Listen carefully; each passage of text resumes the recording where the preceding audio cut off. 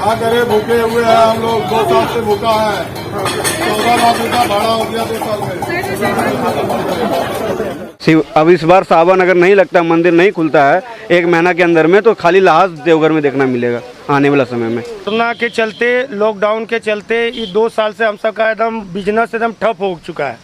अब इतना तंगी हो चुके हैं कि मैंने क्या कर सकते हैं, लास्ट में बिजनेस व्यापार सब ठप हो चुका है। कहता है क्या इस तरह दुकान में पूजा करके चला जाता है। दुकान तो देख रहे हैं, दुकान है, लेकिन दुकान में ये नहीं समझिए कि हम लोग का पूंजी है, ये महाजन का ही पूंजी है।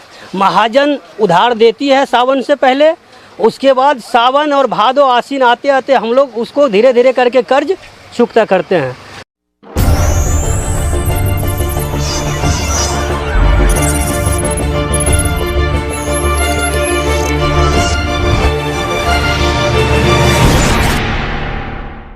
मात्र एक संक्रमण ने पूरे विश्व को परेशान करके रख दिया है। तमाम चीज़ें पूरी तरीके से बाधित हो गई हैं। तमाम चीज़ें अपने आप में कहीं ना कहीं कुंठित हैं और पूरे विश्व में व्यवधान उत्पन्न हो गया है मात्र एक वायरस की वजह से, कोरोना संक्रमण, जिसने लगभग तमाम चीज़ों को ठप करके रख दिया है। उसमें शिक्षा, व्यवसाय और यहाँ तक कि धर्म भी उससे अछूता नहीं है, आस्था भी उससे अछूती नहीं है। आस्था का सबसे बड़ा केंद्र बाबा बैद्यनाथ धाम का मंदिर, जहाँ पे पुरोहितों के साथ साथ यहाँ के जितने भी दुकानदार हैं जो पूजन सामग्रियाँ या तमाम चीज़ें बेचते हैं, उनकी आजीविका पे घोर संकट आ गया है।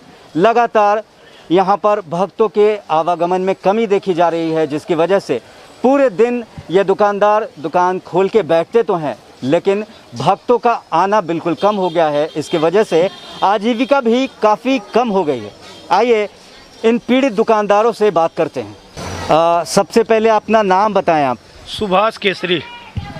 सुभाष जी, आप ये बताएं कि अभी इन 2 सालों में क्या कुछ हुआ और भक्तों के आवागमन की क्या संख्या है यहाँ पर? 2 साल से सर कोरोना के चलते, लॉकडाउन के चलते ये 2 साल से हम सबका एकदम बिजनेस एकदम ठप हो चुका है। अब इतना तंगी हो चुके हैं कि मैंने क्या कर सकते हैं, लास्ट में बिजनेस व्यापार सब ठप हो चुका है और आर्थिक तंग से एकदम परेशान हो चुके हैं, झुलस रहे हैं। मैंने इतना परेशान हो चुके कि गाइडलाइन हेमंत सोरेन सरकार का, हम चाहते हैं कि गाइडलाइन का पालन करके 1000 की संख्या में पूजा का प्रारंभ रखें और लॉकडाउन का पालन करते हुए दुकानदार का जीविका चलना चाहिए। तो सरकार से इनकी गुहार है कि कम से कम संख्या में ही भक्तों का आना जाना शुरू हो जाना चाहिए, क्योंकि आस्था का केंद्र है और भगवान शिव के इस मंदिर से, जो कि आस्था का बहुत बड़ा केंद्र है, हिंदुओं के लिए एक बहुत बड़ा तीर्थ स्थान है, पूरे विश्व से लोग यहाँ पर आते हैं। तो यहाँ के जो दुकानदार हैं इसी आजीविका पर निर्भर हैं। अगर यहाँ पर भक्तों का आना जाना कम हो जाएगा तो जाहिर सी बात है कि इनके आजीविका पे संकट आएगा, जो कि इनके जीवन में बहुत बड़ा व्यवधान उत्पन्न कर सकता है। ये सभी पीड़ित दुकानदार जो लगातार सरकार से इस बात की गुहार कर रहे हैं कि जल्द से जल्द कम से कम संख्या में दुकान को खोलना चाहिए। हमारे पास यहाँ पे और भी कुछ लोग हैं। राजेश जी, आप ये बताएं कि अभी यहाँ पर जो भक्त हैं कितनी संख्या में आते हैं? 1000-2000 चलने में आ जाता है, माने बहुत कम आते हैं, मतलब अभी ना के बराबर है। ठीक है, भक्तों की संख्या कहता है क्या इस तरह दुकान में पूजा करके चला जाता है। मतलब मंदिर के द्वार से बस माथा टेक के चले जाते हैं। अच्छा, तो ये अभी तो पूजन सामग्री भी नहीं खरीदते होंगे? नहीं, कुछ नहीं, तो निराला है, कहीं कुछ नहीं है, सब दुकानदार को परेशानी है। यानी पहले जो यहाँ पे ग्राहकों की खरीद थी वो अब ना के बराबर नहीं है। जैसे आपने अभी कहा कि अब जो दुकानदारी है उसमें बोहनी होना भी आफत हो गया है, तो मतलब क्या है? 6 बजे दुकान खोलते हैं हम लोग, 8 बजे तक रहते हैं जी। उसमें 10 रुपये भी बोहनी करना कभी कभी आफत हो जाता है। सरकार से हमारी विनती है कि सारी चीज़ अगर खोल दिए तो गाइडलाइन का पालन करते हुए कम से कम 500 का भी श्रद्धालु का अगर देते हैं अनुमति, तो हम लोग का भरण पोषण हो सके।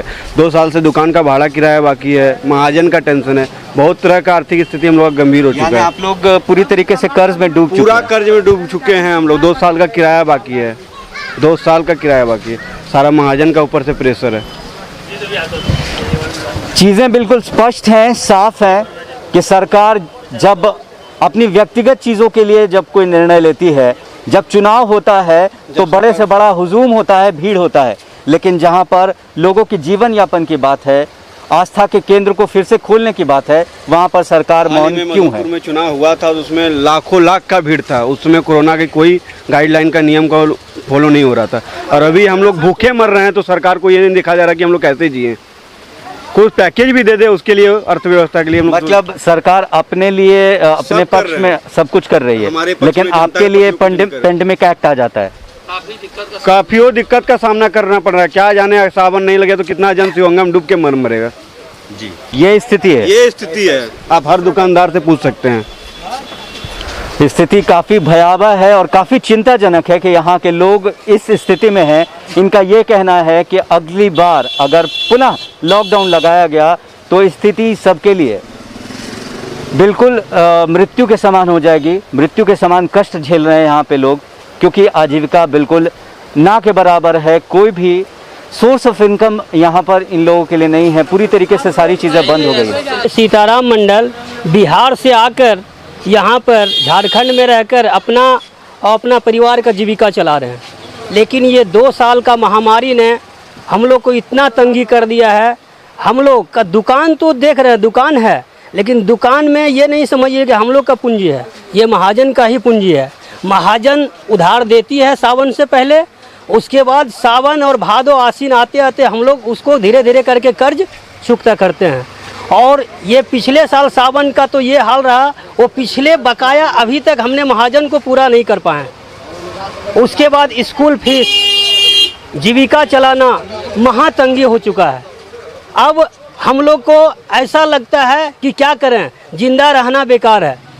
फजीहत बस यहाँ के स्थानीय दुकानदारों को ही नहीं, भक्तों को भी हो रही है। रंजू देवी जो कि मुजफ्फरपुर से चल के आई हैं झारखंड, और बाबा के दर्शन के लिए वो आतुर हैं, लेकिन उनको दर्शन नहीं मिला है। आइए उनसे बात करते हैं। हम यहाँ मुजफ्फरपुर से इतना दूर से हम आए हैं यहाँ पर बाबा के दर्शन के लिए, और यहाँ हम लोग के दर्शन नहीं हुआ है। और जब हाँ बाबा के जब दरबार में आए, जब दर्शन नहीं हुआ है तो ये हाँ निराश होकर हम सब जा रहे हैं, क्योंकि बहुत दिक्कत की बात है ना। तो सरकार से आप क्या कहना चाहेंगे? कहना चाहते हैं यही कि जो बाबा के दरबार खोल दें जल्द से जल्द। तो इनकी विनती है सरकार से जल्द कम से कम संख्या में ही पूरी गाइडलाइन का पालन करते हुए पुनः एक बार फिर से मंदिर को खोला जाए। कम भक्तों की संख्या हो, लेकिन मंदिर अगर खुल जाएगा, भक्तों का आवागमन होगा, तो इन लोगों की आजीविका पुनः शुरू हो जाएगी। फोर्थ पिलर लाइव से मैं मधुसूदन।